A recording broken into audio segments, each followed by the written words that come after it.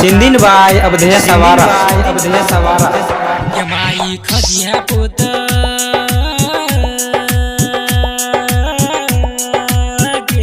माई खजिया पुत छौरी होठ लाली बाली करबौ करे से शादी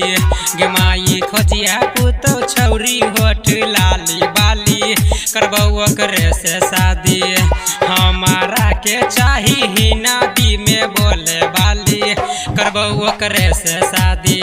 गे माई खजिया पुत छौरी होठ लाली बाली करबौ करे से शादी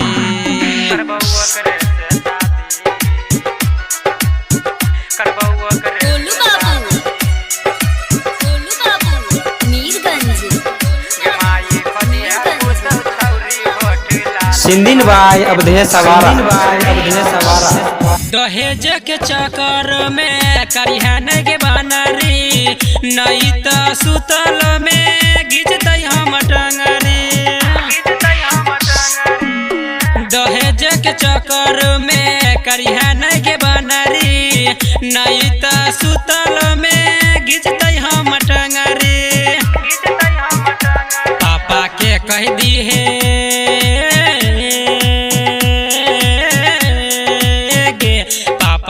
कह दी है खोज तो 4 गो बाला साली करबौ करे से शादी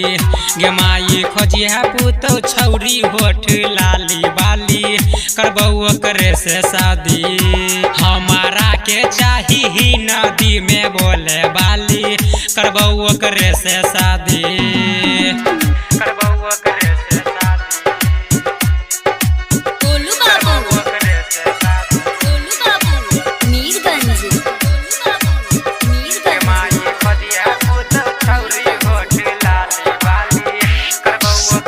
लाख में एक छौ राइटर मुनीलाल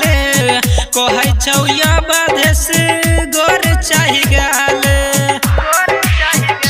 हाँ लाख में एक छौ शंकर मुनीलाल कहै छौ या बधेस गोर चाही गाल ननकी मुकेश के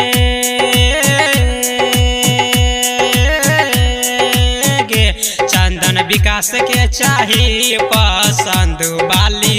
करबौ करे से शादी गे माई खोजिया पुत छौरी होठ लाली बाली करबौ करे से शादी हमारा के चाही ही नदी में बोले बाली करबौ करे से शादी झकास रिकॉर्डिंग स्टूडियो समस्तीपुर।